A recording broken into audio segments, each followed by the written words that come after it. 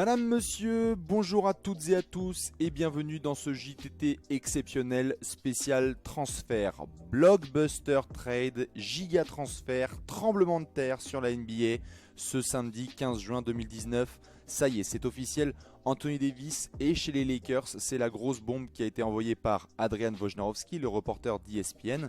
C'était en toute fin de journée, début de nuit entre ce samedi et ce dimanche. Et donc forcément, on voulait vous faire un petit JTT. Ne vous inquiétez pas, il y aura bien un apéro spécial avec la team habituelle, Bibi, Alex, Léon Salaprod. On se posera et on analysera tout ça, mais on voulait quand même s'assurer que votre dimanche allait démarrer avec toutes les informations et on vous les donne tout de suite dans ce JTT. Donc, on ne perd pas de temps, on vous montre tout de suite le deal. Le deal officiel, c'est donc le suivant. Les Pélicans et les Lakers se sont mis d'accord pour que Anthony Davis passe des Pélicans aux Lakers. Ça y est, le monosourcil déménage à Los Angeles. Et en contrepartie, les Lakers vont donc envoyer Lonzo Ball, Brandon Ingram, Josh Hart et 3 futurs premiers tours de draft, dont celui de 2019 qui leur appartenait. Donc ça, ce sera très intéressant à regarder. On va en parler en détail. C'est une énorme bombe sur la NBA. Donc si vous vous réveillez, allez-y mollo. Si vous avez suivi cette info dans la nuit, n'hésitez pas à tout consulter et à nous donner votre avis. On va regarder un petit peu ce trade de chaque côté, du côté des Pélicans et du côté des Lakers. Beaucoup de choses à raconter. Et on va commencer du côté de New Orleans, puisque c'est un grand moment pour eux évidemment. On parle quand même du transfert d'Anthony Davis. C'était leur All-Star depuis des années. C'est un joueur monstre, il n'y a pas à le rappeler. Des statistiques qui sont phénoménales. Et une page qui devait être tournée, car Anthony Davis, en janvier dernier, avait demandé son transfert. C'était quelques jours avant la deadline. Alors il faut rappeler qu'à l'époque, c'était donc un autre management qui était à New Orleans. Il s'agissait de Dell Demps, aujourd'hui c'est David Griffin. Et donc à l'époque, Anthony Davis avait demandé son transfert, c'était à quelques jours de la trade deadline. Et les Lakers avaient mis pression tout terrain, on s'en souvient, avec à l'époque Magic Johnson et Rob Pelinka qui étaient en duo à la tête des Lakers. Maintenant ce n'est plus le cas. Et les Pelicans avaient décidé de ne pas faire de transfert. Et à ce moment-là, c'est vrai que c'était un petit peu compliqué de regarder l'avenir de New Orleans et d'être très optimiste. Mais la suite, on la connaît. C'est une espèce d'avalanche positive qui va se passer en Louisiane avec notamment la loterie de la draft 2019. C'est un moment clé dans ce transfert. Pourquoi ? Parce que déjà, à New Orleans, il y a le premier choix de draft qui est récupéré alors que c'était pas du tout prévu. Ils étaient même hors du top 5, les Pélicans. Ils finissent premier, donc forcément beaucoup d'attentes sur Zion Williamson qui sera très probablement le premier joueur à serrer la main d'Adam Silver ce jeudi soir. D'ailleurs la draft qu'on commentera en direct si vous ne l'avez toujours pas noté. Et donc forcément quand les Pélicans ont récupéré ce premier choix de draft, on s'est déjà dit il y a un petit peu d'optimisme, il y a un petit peu de neuf, on va voir ce que ça va donner.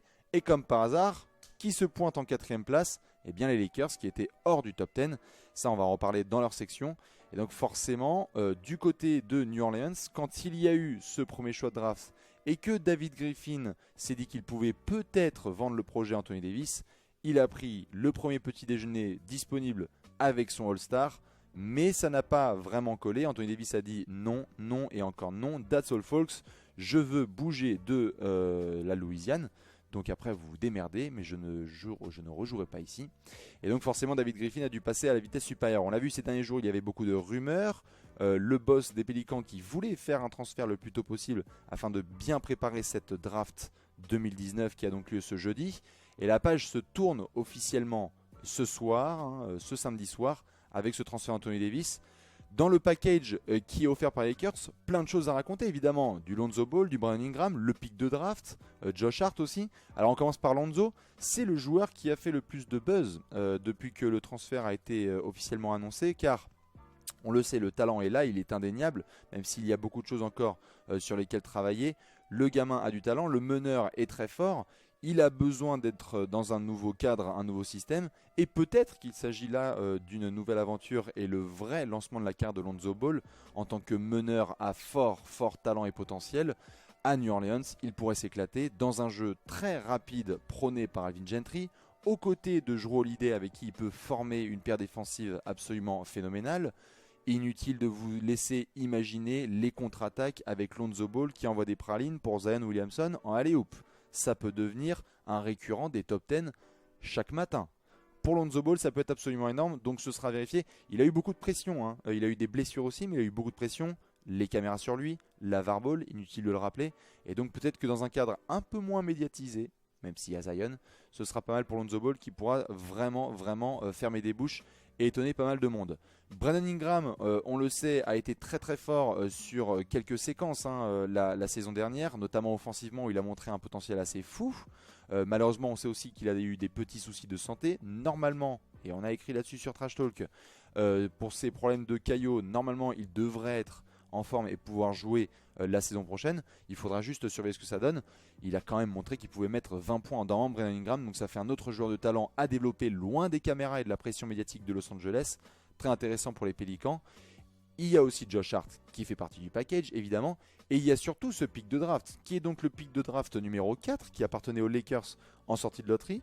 Maintenant que les Pélicans ont ce choix, beaucoup d'options sont devant eux. La première notamment, c'est essayer peut-être, même si ça semble impossible, d'aller chercher les Knicks avec le pick numéro 3 pour créer l'attraction RJ Barrett, Zion Williamson qui était à Duke. Ça semble peu possible, mais c'est une option envisagée. Les autres options, comme on le sait, David Griffin n'a pas forcément envie d'avoir deux rookies dans son effectif la saison prochaine, deux forts rookies. Il aimerait plutôt être compétitif le plus rapidement possible.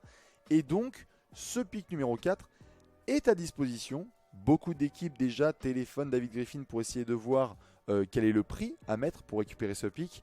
Plein d'équipes vont forcément appeler David Griffin pour essayer de le récupérer. Ça va être très intéressant là dans les prochains jours. Si vous pensez que New Orleans en a terminé ainsi, détrompez-vous justement et accrochez votre ceinture parce qu'il risque d'y avoir encore plus de rumeurs à New Orleans. Assez peu probable quand même qu'il puisse y avoir deux sélections dans le top 5 qui restent chez les Pélicans. On verra ce que ça va donner. Il y a eu des rumeurs avec du Bradley Beal, avec du Steven Adams, avec d'autres joueurs à voir. Bref, ça sera à surveiller. Et enfin, la dernière nouvelle importante quand même, intéressante pour New Orleans, c'est que avec le transfert Anthony Davis, on parle quand même d'un gros salaire qui s'en va. Et donc, il y a du cap space. Il y a de la place dans la banque de New Orleans. Et donc, plein de choses à faire cet été. Notamment rajouter un joueur par exemple comme un pivot de qualité ou bien un vétéran en sortie de banc. Bref, pour les Pélicans qui étaient dans une situation vraiment peu royale en janvier dernier, voir où ils s'en sortent aujourd'hui avec en plus des pics de draft futurs envoyés par les Lakers, c'est quand même bien joué de la part de David Griffin et c'est assez miraculeux, on va pas se mentir. Maintenant on va parler des Lakers. Eh oui, il faut bien qu'on parle des Lakers forcément, et pas qu'un petit peu parce qu'il y a plein de choses à dire. Énorme nouvelle ce transfert pour les Lakers. On parle quand même d'Anthony Davis qui va jouer avec LeBron James. LeBron James avec Anthony Davis. Je ne sais pas si vous arrivez à visualiser la chose. Deux superstars sur le terrain, 5 minutes à jouer, le score est à égalité. Il faut affronter ces deux monstres. C'est quand même assez violent. Refaisons la chose un petit peu avec la story. On le sait, Anthony Davis avait changé d'agence. Il était allé chez Clutch Sports l'été dernier et rejoint donc la clique de LeBron puisque Rich Paul, qui est donc le boss de Clutch Sports, l'agent numéro 1, est également l'agent de LeBron James. Donc, il y avait déjà eu un petit peu de spéculation. Ensuite, il y a eu la demande de transfert d'Anthony Davis. Malheureusement, il n'y avait pas eu de deal avec le management de Magic Johnson. Les Lakers qui en ont chié pendant toute la saison régulière. Inutile de chercher tous les termes du dictionnaire pour essayer de définir la saison 2018-2019 des Lakers. Elle était juste à chier. Et donc, les doigts étaient croisés pour essayer de régler les choses et avoir du positif. Ça a été un bordel tel que Magic Johnson s'est barré au buzzer. Il y a eu des punchlines balancées dans les médias. Et le grand moment, le grand événement, et c'est peut-être là qu'il y a le plus gros déclic dans ce transfert, c'est le soir de la loterie 2019. Les Lakers et les fans des Lakers regarderont cette date un jour ou l'autre et se diront c'est là que tout a basculé. Puisque les Lakers qui sont annoncés hors du top 10 vont monter jusqu'au top 4 et avoir ce pick numéro 4 qui va servir d'aimant évidemment pour attirer les Pélicans et leur faire cracher Anthony Davis. C'est un moment vraiment marquant et très déterminant cette loterie puisque c'est avec ça que les Lakers vont mettre une pression tout terrain. Et enfin, Anthony Davis arrive à Los Angeles. Ça faisait partie, Los Angeles, des équipes et des villes, surtout les Lakers en tant que franchise, dans lesquelles il se voyait bien aller. Maintenant, Rich Paul a été très clair pour ceux qui se posent la question. Anthony Davis ne prolongera pas cet été aux Lakers, c'est une possibilité. Il ne le fera pas, il sera agent libre en 2020. C'est assez simple. puisqu'Anthony Davis peut la prolonger, il s'est dit non, c'est simple, hein, on va prendre notre temps, on va jouer toute la saison avec Bron, on va aller le plus loin possible.